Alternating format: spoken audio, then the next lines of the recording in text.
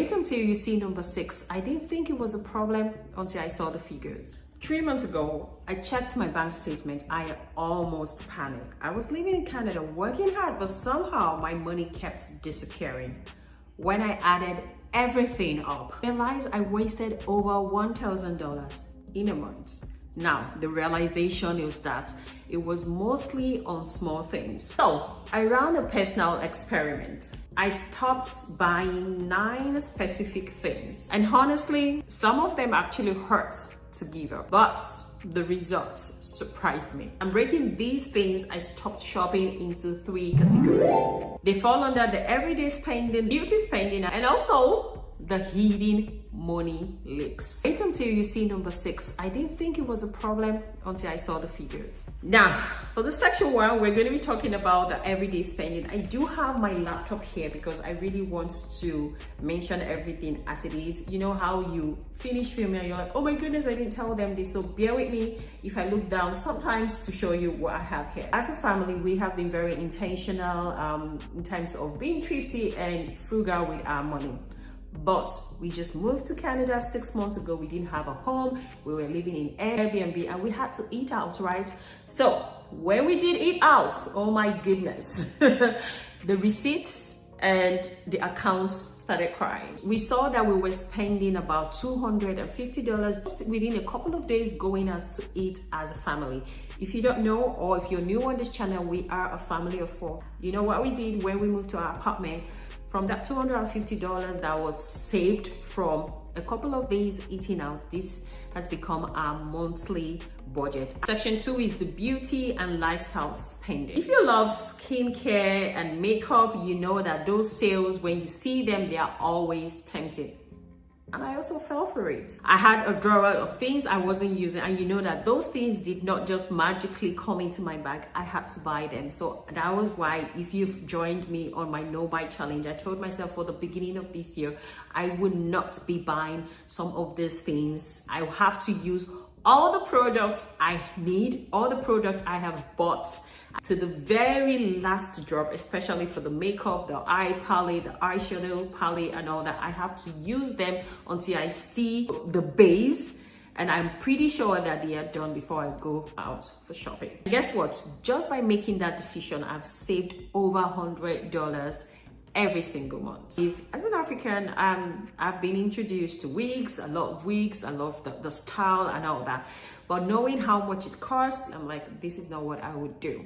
So I do have my old wigs, and I have just told myself, for now and until the next 5 years, except I'm partnering with a brand, I would not be buying the wigs. The other part of it is also going out for professional hairdo. I have been making my hair since I moved out of Nigeria, and I've realized that moving to Canada has even made beauty and keeping up with self-care very expensive. And that's why I'm like, my hair is beautiful. I'm going to be taking care of my hair, and if I need to make a new hair, I will try to do that. That will be during the weekend.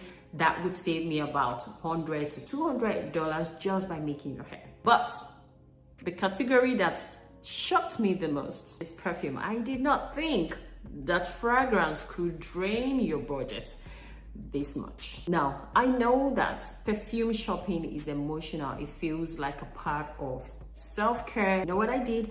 I had to switch to sampling those perfumes before buying, and most importantly, buying only one, using it as my signature fragrance, and until it is totally used up, return on investment attained, I am not buying 2 or 3 of it. That has saved me $80 to $100 every single month. This is not something I fell for personally, but moving from Finland to Canada, we decided to sample some of the streaming platforms they have and apps, and we realized that it was going to cost us a lot of money. So you know what we decided to do for productivity? We decided to just read our books and not even buy the smart TV, so that we would not have the indulgence. Because once you know how you buy one thing and you realize that that thing actually requires multiple things for it to work, for you to really enjoy it to the optimal level. And Just a single decision of we're not going to be buying the television. Kids need to learn to use books just to read. And for us, I mean, for productivity, we have things we're doing. We decided not to go for the streaming apps or the services. And guess what? That has saved us about $50 in a month. Something that started on the 26th of December. Amazon delivered the book. What do you think about it? I think it's gonna be great. I think we're gonna learn about sacrifice. Sacrifice? What else? That and we're gonna be smart. That we all not need to be slowly to get money. You ready for the opening? Oh my goodness! I just couldn't keep calm seeing my son holding the book is his favorite moment. It's here, it's here! This book belongs to us! Okay, you're gonna write your name later. It's not just the storytelling. They get to do the workbook, they get to engage with the story, they get to do activity to internalize it. If you're a parent, go get yours. Go get yours in Amazon! Yay! Excited that you are about the book.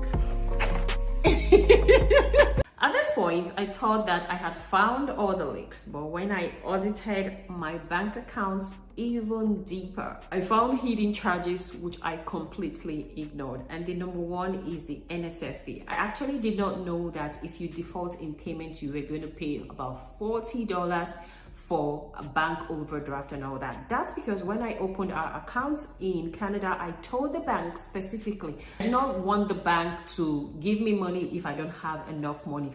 But one thing I did not realize is that they have a completely different system from the one I knew in England. So if you don't have enough money when it is time for a particular service that you've done, to automatic withdrawal or direct deposits to take money, they are going to be charging you $45. So when I checked it, I'm like, no, this is not happening, especially because most of them have already paid. If you pay before the time, for instance, my home internet, because I have already set up automatic payments, if you go to pay with your card, the system would not even recognize it. And if you don't look into your account, that is when you lose money for the actual payments you've made. They're going to do auto withdrawal of the exact amount, so you're paying twice, and you're also going to be paying the NSF fee if you don't have enough money. Some of the days that I saw the NSF fee, I called the bank. I'm like, I need to dispute it. And that was how I was able to get my money returned to me. So NSF charge was no longer there.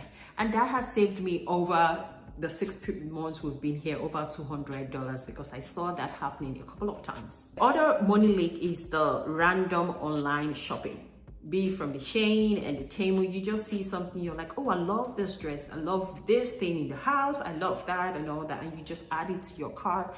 And when money comes in, you're like, okay, I'm going to buy it, especially when you don't need it. So what I decided to do is to set a 24-hour rule, a 48-hour rule.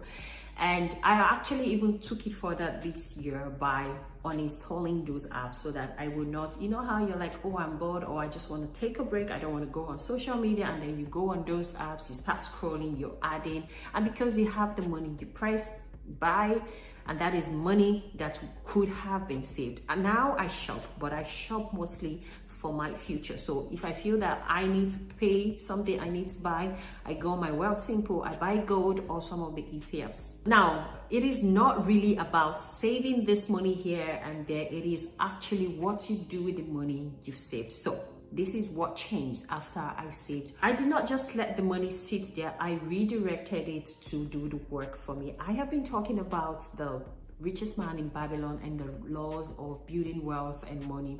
And one of the things I said in my last video is that if you're able to assign your money to a gainful task, it's going to bring the work for you. So instead of just letting the money lie there, I left it in my high yield savings account where I have 4.5% coming in for me every single month. And the crazy part of it is that I don't feel deprived. I still enjoy beauty, I still enjoy fashion, I still enjoy my lifestyle. I'm just intentional now with my time and the things I own and consume. Before this experiment, I thought saving money was more about sacrificing happiness, but then I realized that buying those things that have no value is me depriving my present and my future. Real wealth, growth, and freedom. Next week, I'll be breaking down exactly what you need to know about investing into your future, especially if you live in Canada using the tax-free savings account. If you have not seen the video I made about the cost of living in Canada, I'm going to leave it up here.